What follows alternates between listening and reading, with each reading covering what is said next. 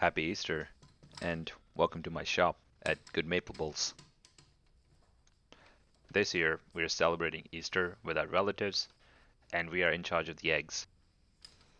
However, with the price of eggs right now, we might as well get creative.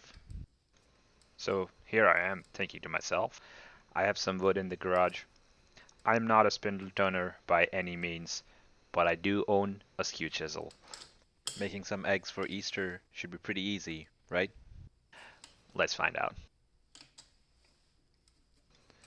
Also, for those who don't know, a spindle is when you work on the wood lengthwise, and a skew chisel is a flat cutting tool primarily used in end grain work.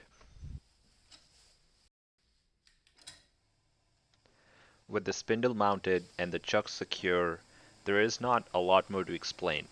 I also don't know a lot about turning spindles, so in this video, I'm going to leave you guys to it. I hope you enjoy the shaping process, and thank you so much for watching.